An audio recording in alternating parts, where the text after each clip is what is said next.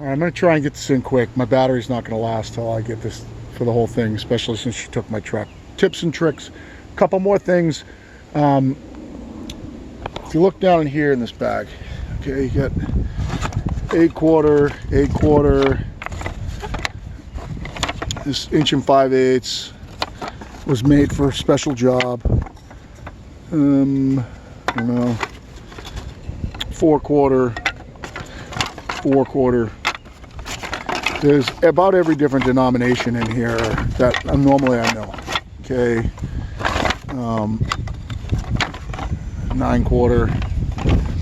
These are used on the mill to set your height. If you don't feel like looking at your scale, figuring out your scale, especially on some of the cheaper mills with the scales off, just set them across. If you look in here, so I got a tooth here and a tooth here. So you set it across the top of those two teeth like that, and you can see that there's a small gap between the setting and the bar. Okay, that's your kerf width on your saw. See this one over here, same thing, it's set across two teeth. All right, so all you have to do is put them in there, drop the mill down on top of them. You can see that these are 5/4 and they're actually 3/4 the other way. So they're 3/4 wide if you want to cut 3/4, 5/4 on this dimension like that. It's a quick way to set up the mill and it's very accurate. And I'm going to try, since I like this color, I'm going to give my customers with the outdoor shower the option of having their door this color. So I'm going to pull 2 planks off here at 5/4 and I'm going to see if I can mill them back to back. 1 tank of fuel, I think it's 10 foot 4 inches, I think. So I'm going to try to mill them back to back, and if this video goes dead, I apologize, but it's just myths and debunking myths and so on and so forth. Look at what I'm using for a setup here. You know, there's nothing special going on here. Log for a cradle. So I'm going to try and mill them off consecutive. I'll let it run. It's probably going to go dead at some point. I'm down to 15% battery. Let's see, we should be able to see speed of cut. You can see the whole log there. So I'm going to fire it up, let it rip.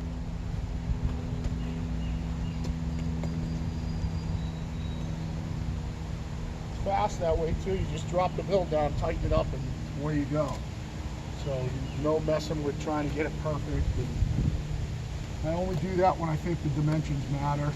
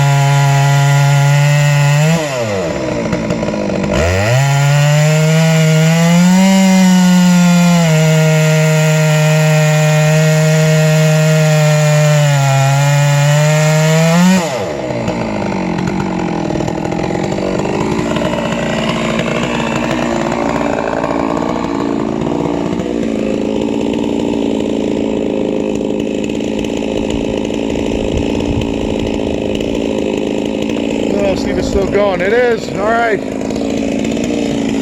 So, I don't know how long it's going to last before it dies, but this is the finish. So you know I'm not hogging through this. It's nice and smooth. Beautiful smooth. You can see some of the noodles I was pulling when I went through some of the limbs here. Like right here. Pull noodles out with that. So still beautiful smooth. Get the one underneath.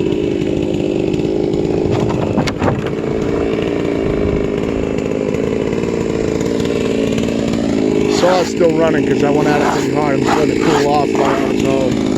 See how smooth this is. Alright, so 2 passes, 20 foot of log there.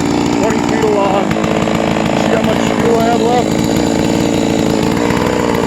See the fuel bouncing around down in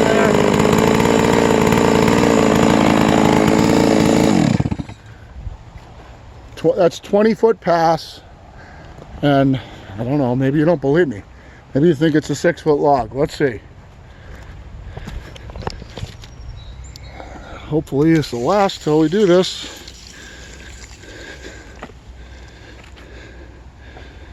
So you can see it's 10'5". So that's 21 feet basically, minus 2 inches. 21 feet of log on